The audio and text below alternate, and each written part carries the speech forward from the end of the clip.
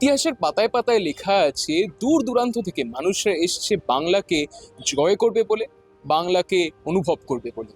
সত্যি তো, কেনই বা নয়। তাই টেকনো ইন্ডিয়া গ্রুপ আর মেক ক্যালকাটা রেলেভেন্ট অ্যাগেনের একটি কোলাবোরেশন স্টার্ট আপ কার্নিভেল, যেটা ওরা এবারে 5 নম্বর বার করছে। ব্যবসা বাণিজ্যের বিভিন্ন ব্যাকগ্রাউন্ড থেকে বহু মানুষ এসেছেন প্যানেল ডিসকাশনে নিজেদের এক্সপিরিয়েন্স শেয়ার করতে। সেই ছবি আপনাদের সামনে তুলে ধরব।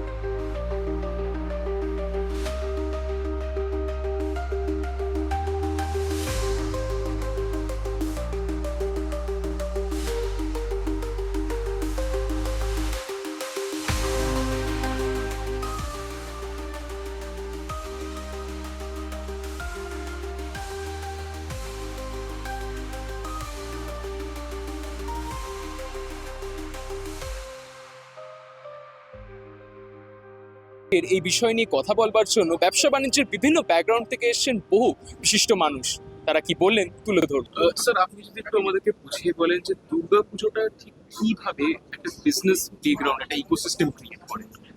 বিকজ আমাদের যেটা দেখেছি যে আজকে 2019-এ ব্রিটিশ কাউন্সিল একটা সার্ভে করেছিল, যে তখন ওটা দেখিয়েছিল 35,000 crore একটা ইন্ডাস্ট্রি, যেখানে আমরা এমপ্লয়মেন্ট জেনারেট করছি, আমরা বিজনেস জেনারেট করছি, এবং মিলিয়নস অফ পিপল আমাদের এখানে অ্যাসোসিয়েট হচ্ছে। আজকে সেটা হয়ে গেছে 70,000 crore, এবং 2 মিলিয়ন এমপ্লয়মেন্ট জেনারেশন হচ্ছে every year, direct or indirect. তো এখানে আমাদের যে এই যে টোটাল একটা আফটার আমরা ইউনেস্কো ট্যাগটা পেয়েছি, সেখানে আমরা ট্যুরিজম দেখছি, আমরা রিটেল দেখছি, আমরা ফুড দেখছি, সব সেগমেন্টে আমরা একটা রাইজ দেখছি। কারণ এখন দুর্গাপুজোটা শুধু ফেস্টিভ্যাল নয়, দুর্গাপুজোটা এখন একটা ইন্ডাস্ট্রি হয়ে গেছে, এবং সেখানে সবাই চাইছে, ব্র্যান্ড থেকে শুরু করে মিডিয়া থেকে শুরু করে সোশ্যাল মিডিয়া এখন অ্যাক্টিভ হয়ে গেছে। তো সুতরাং দিস ইজ এ প্ল্যাটফর্ম যেখানে অল স্টার্টআপস, অল যারা এখন হয়তো চাকরি পায়নি, দে আই ক্যান সাজেস্ট এত চিপে এখানে বিজ্ঞাপন করা যায়, এত চিপে এখানে স্টল বানানো যায়, যে and you get millions of people free of cost, যে জাস্ট দে রোম অ্যারাউন্ড। সুতরাং দিস ইজ অ্যান অপরচুনিটি। আমার মনে হয় আমার নেক্সট 5 ইয়ার্সে it will go to enormous figure, মানে যেটা আমরা ভাবতেই পারছি না। স্যার, আজকের যে প্যানেল, আপনাদের প্রধান ডিসকাশনের যে টপিকটা ছিল to make Calcutta relevant again, যেখানে এমন একটা স্টেট, যেখানে এমন একটা সিটি যেখানে ব্রেন ড্রেন খুব রেলেভেন্ট ইন্ডাস্ট্রিজ থাকার অভাবে, কি মনে হয় কিভাবে এই জিনিসটাকে, এই ইস্যুটাকে আপনি অ্যাড্রেস করবেন? Brain drain তো is a মানে very very important thing which all of us should address, কারণ আমাদের নেক্সট জেনারেশনের অলমোস্ট 70% কলকাতার বাইরে চলে যাচ্ছে।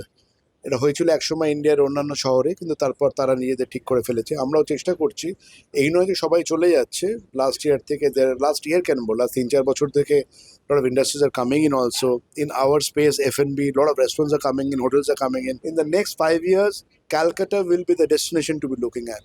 Absolutely. I am very, very sure about this. As we know, today's panel का जो discussion था, it was all about to make Calcutta relevant again.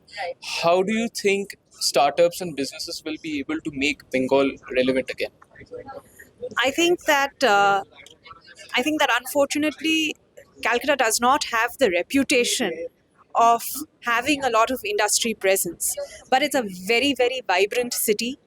There are many heritage companies here like Eveready. We've been here for about 100 years. We are India's #1 battery and flashlight company, and we've been headquartered in Calcutta for over 100 years. And the challenge for a company like Eveready and the challenge for a city like Calcutta is to constantly evolve, not be happy with where you are, but be more agile, keep constantly transforming. And that's where startups play a very, very important role. Startups have the benefit of agility. They can evolve very fast. Most startups are being brought about by very, very young people. Their exposure, their comfort with technology, and their speed is, I think, their biggest strength. and there are a lot of possibilities to collaborate with brands, with festivals like the Durga Puja, and make Calcutta relevant. আপনাদের এই ভিডিওটা ভালো লাগলে অবশ্যই like করুন, আপনাদের মতামত comment সেকশনে জানান, আর অবশ্যই শেয়ার করতে ভুলবেন না। পলিটিক্স, বিনোদন, ব্যবসা বাণিজ্য এই সব কিছু নিয়ে খবর দেখতে হলে চোখ রাখতে হবে দ্য ওয়ার্ল্ড নিউজে, কারণ খবর এখন এখানে। ক্যামেরায় শুভমের সাথে আমি Soumyadeep, the World News, Kolkata.